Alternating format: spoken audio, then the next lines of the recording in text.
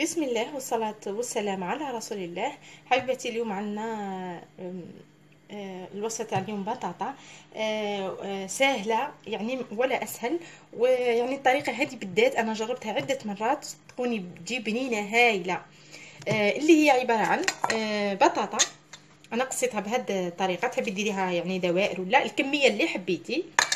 عندنا حبة طماطم مقطعة هاك، بصل، حبة بصل ورند ودجاج الكميه اللي حبيتي والنوع اللي حبيتي صدر، حبيتي فخد، حبيتي داند، يعني الكميه اللي حبيتي مش مشكل.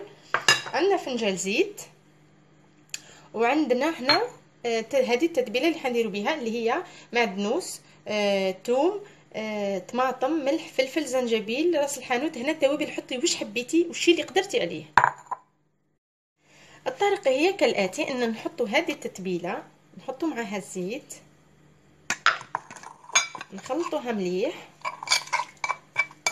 هي في الحقيقة جربتها عدة مرات وجربت الطريقة هذه بالذات. هي قادرة تقولي لي نحط كلش في بعضها، يعني بدل ما نقسمها ونديرها هك، لقيت سبحان الله يعني ممكن الطريقة تختلف.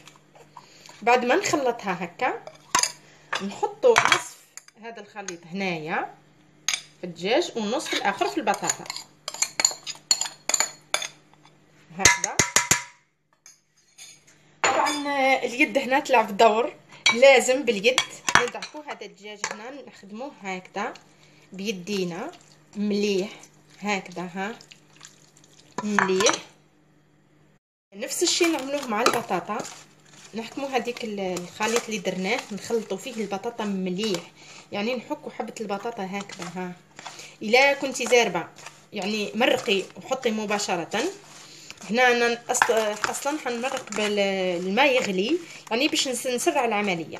الا يعني مش زربه بزاف خليها ولو 10 دقائق يعني تقعد في هذه التتبيله. صدقوني ريحتها تهبل، يعني ممكن هاك نقدر ناكلها بما انها ديجا يعني مقليه. انا هنا في الحقيقه راح نحطها مباشره هكذا. ها هي هكذا، نحط عليها الرند والبصل هكذا. بعد ما حطينا البصل نحط الطماطم. هنايا الاضافات اختياريه، وصدقوني انا جربتها عده مرات وجميع الاضافات اللي حطيتها زادتها بنه على بنه. انا هنا ما حنديرها نكتفي بها هكا. مثلا الاضافات فلفل حلو او اي حاجه تحبي انت تضيفيها، صدقوني حتعطيها بنه روعه. هنا انا حنمرق بالماء سخون يغلي هكذا. ها هي يعني برك باش نسرع العمليه ونحطها في الكوشه. هنا طبعا كي طيب من تحت نحمروها مليح من الفوق، يعني تعطينا وجه مليح من الفوق، هي مش راح تبطى. ونشوفوها من بعد ان شاء الله. حبيباتي الحلوين، البطاطا تاعنا هنا وجدت، ها هي بنينه هايله، يعني وصفه تجي يعني تعطي طعم للبطاطا هايل.